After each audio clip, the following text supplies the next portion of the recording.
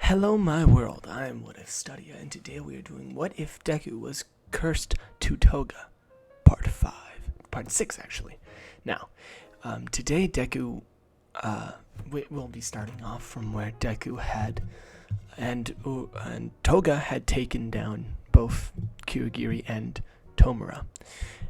Deku doing it in brutal fashion, finishing them off with his suddenly unlocked something. Toga doesn't even believe that it's his quirk. It couldn't be. After all, he already has one. He already has one, doesn't he? So assuming that goes on, they go to the hospital. Deku gets his arm checked out. After all, he did have his whole arm disintegrated. Only all that's left there is this sort of little stub just for memorization. Deku constantly tries to figure out how to take it back, but honestly, he doesn't care anymore about it. He'll train without it. He doesn't care. Deku continues his training, however, ferociously. But now that Toga's there, she also helps out with his training. She punches all the logs.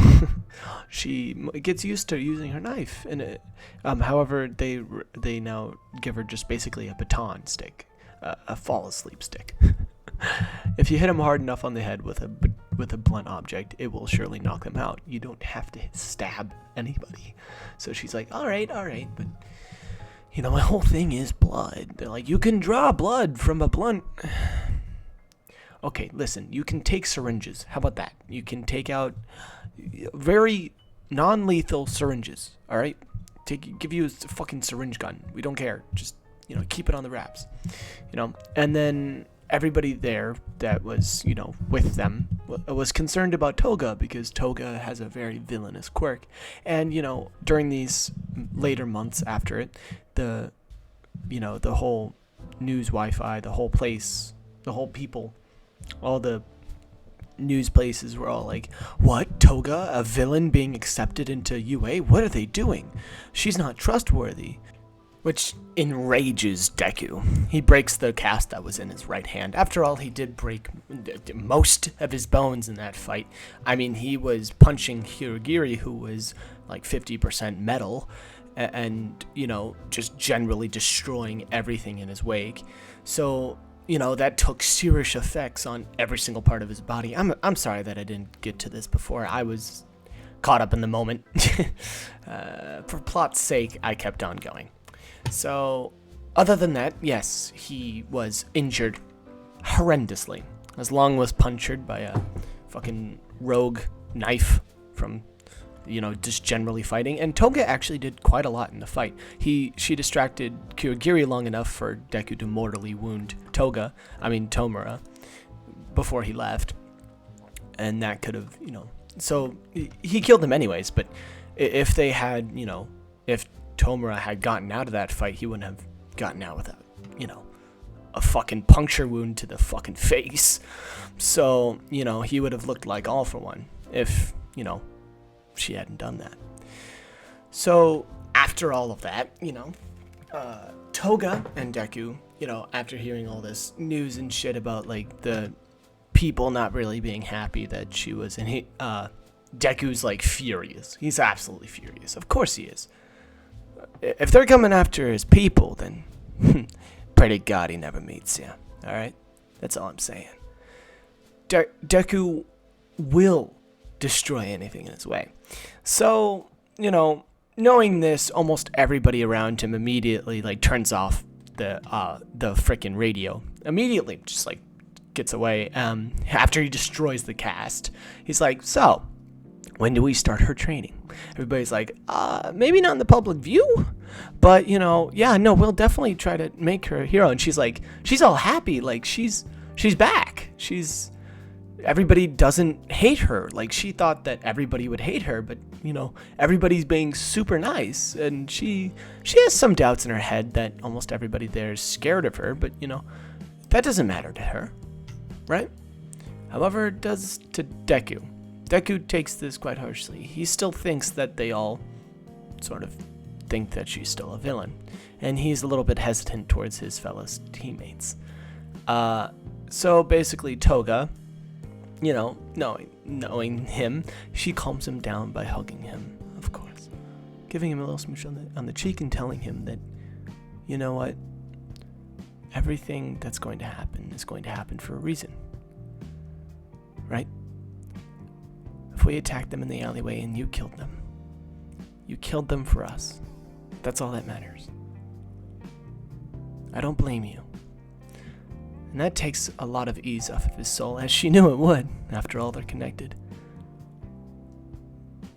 Toga smiles and blushes a little bit, but then comes back to her original position.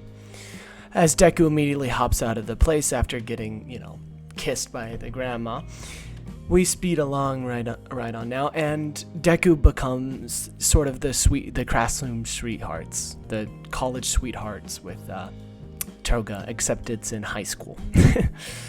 My Hero Academia.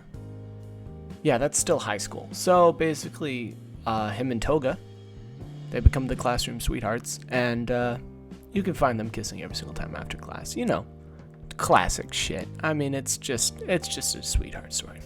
So, after months go by, Deku is constantly training her by himself and with Aizawa.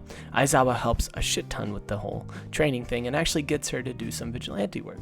Deku actually wants her as far away from the field as he can get her and doing more training. After all, he had done training for almost all of his life, and he doesn't want her to get harmed in any other fashion unless it's to him as a life lesson or some shit.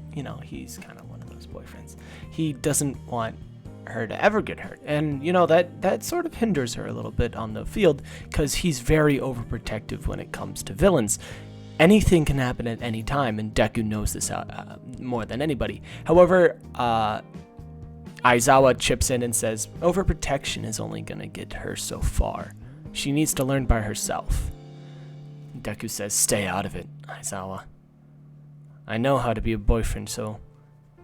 Well, what experience would you have about being a boyfriend, huh? You're already lonely enough. Hey, kid!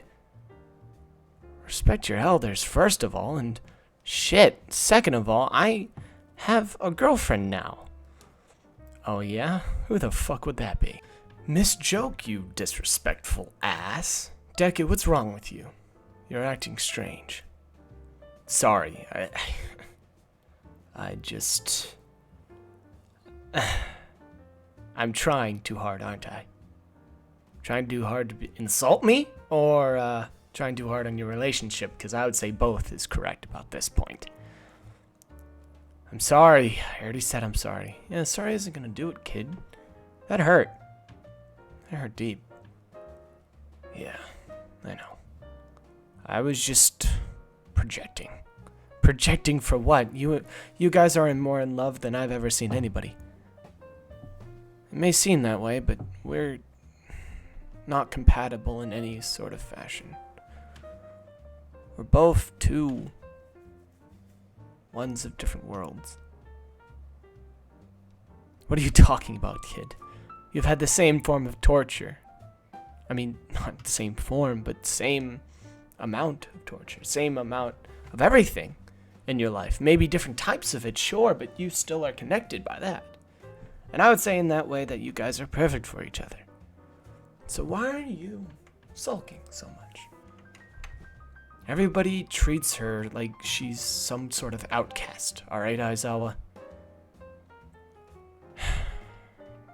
Everybody doesn't see her as the golden girl, as the girl that just wants to make herself and everybody around her happy because of her past tense. Everybody judges her on her past. Don't you understand? Even the classmates, everybody, even Mineta. And all he cares about is breasts. She doesn't even have any. Look at her. Ugh. You seemed pretty stressed, kid. Yeah, you can say that. Anyways, what vigilante work do you have for us today? As, Toga enters, she's like, I'm ready to go on one solo. And Aizawa was like, that is a great idea. And Deku's like, that is a horrible idea. He's like, she's been training for this whole time, dude. You know her power. He's like, We should at least watch, alright? That is the least I will give you. Aizawa's like, yeah, fine. That's fine. So Aizawa and Deku watch from afar, as far as they can, because they're superhuman by this point.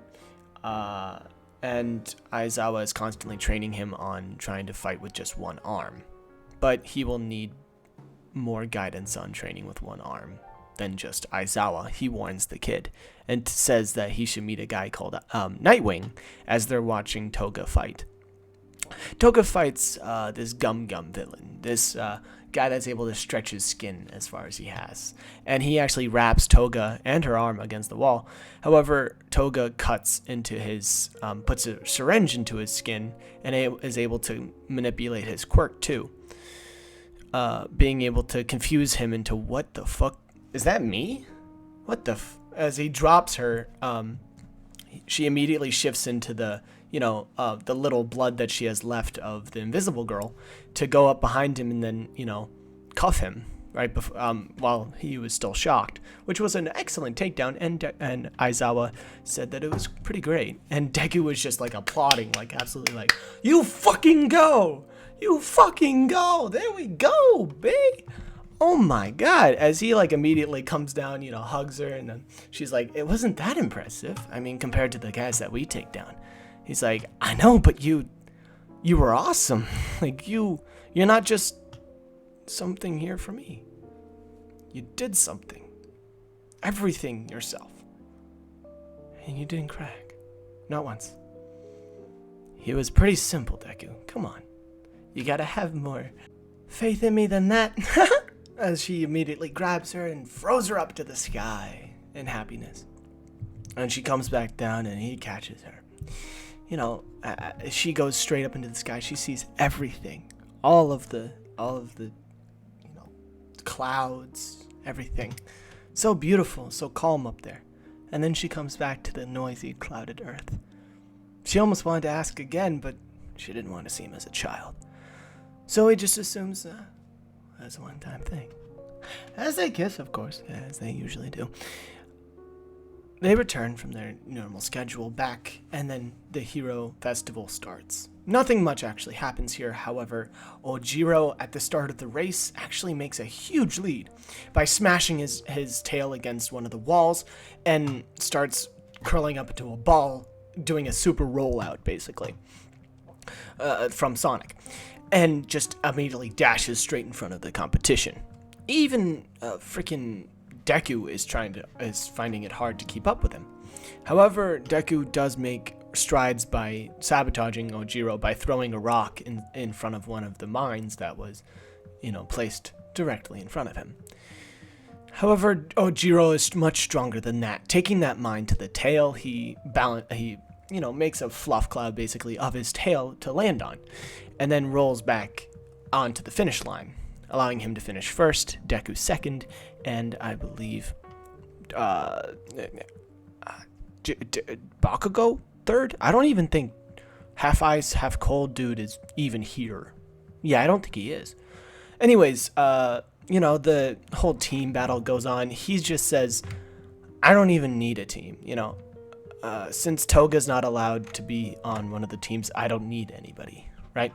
Being a real kind of sour guy about it. Some people offer, but he says no, right? And just as a one-man team, he takes out almost every single person and instantly wins the whole entire thing. He is very, very overpowered on his legs right now.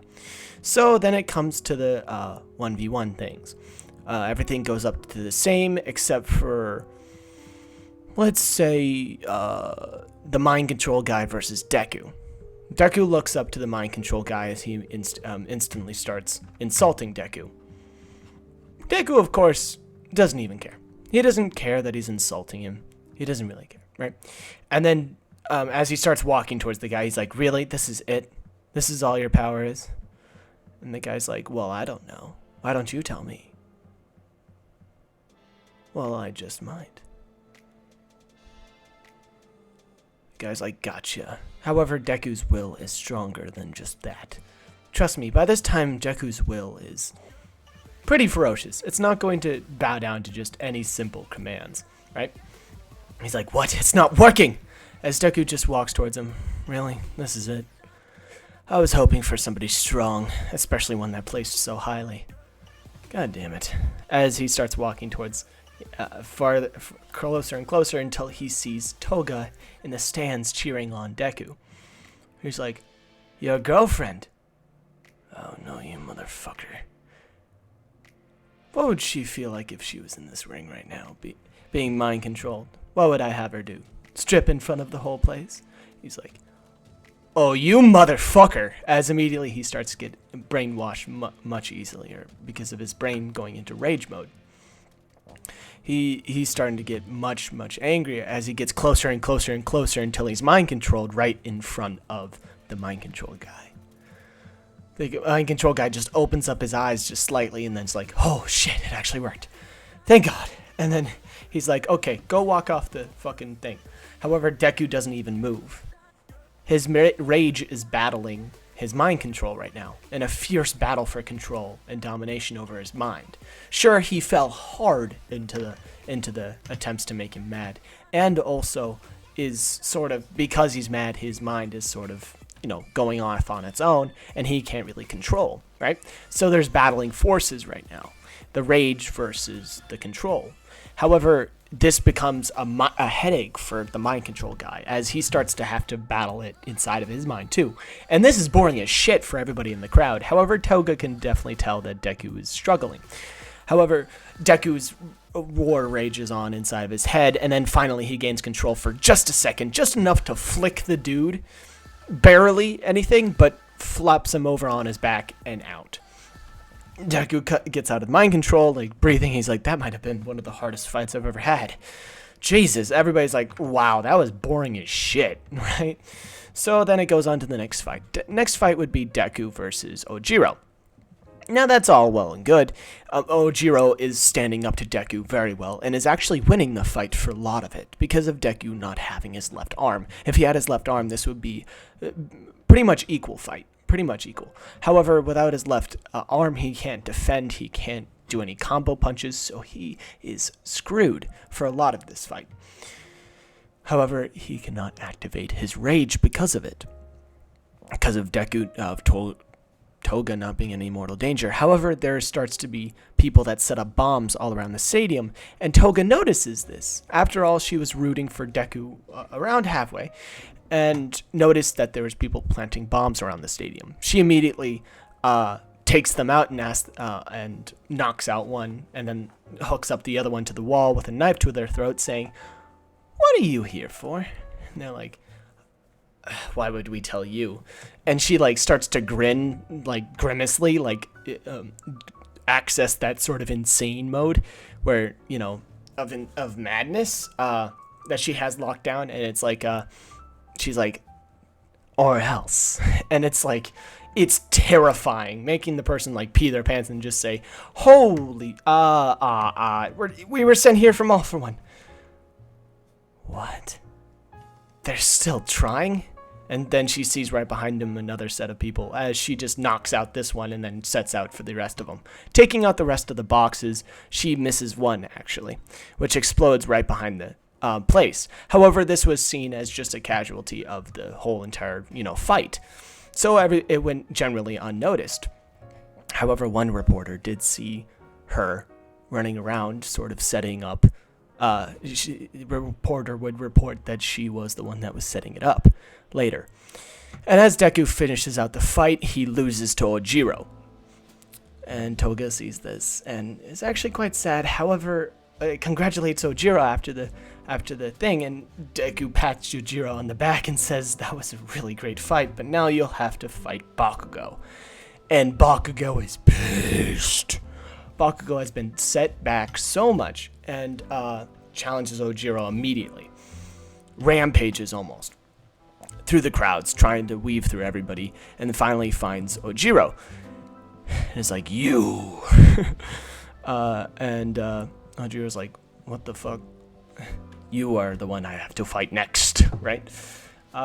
His fight with Ochako goes about the same, because even if she was being able to infinitely pick up everything that doesn't change the ending of that fight because she never got sick.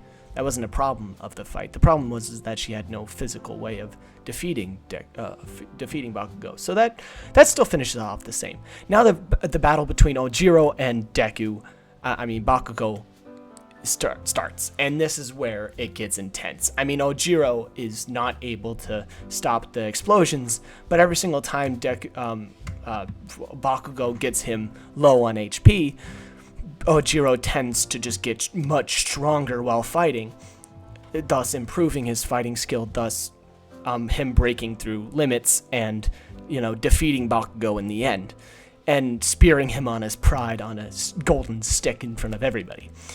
Amazed at this sort of show of showmanship by Ojiro. Toga absolutely adores Ojiro, and hugs him and tells him that I will say it, I did underappreciate you before. You have proved yourself. He's like, well, thank you, Toga. I think your boyfriend's getting a little jealous now, eh? She's like, he's not my boyfriend yet. Don't tell anybody, all right? Please. The media's all over it. Ojiro's like, a life lesson from my masters would say, even if everybody's against you and nobody's with you, you'll still have the person that's telling you this. She's like, you just made that up on the spot, didn't you? He's like, yeah, I did. It sucks too. She's like, no, I like it. As long as there's everybody against you, there will always be somebody with you. It's good. I'll keep it. Says, thanks. I never had anybody take my word. She wanders over back to Deku's shoulder, as they continue it on. And I would thank you guys for tuning in today. I hope that you loved this What If just as much as I did, and I will see you guys sometime, somewhere. Goodbye.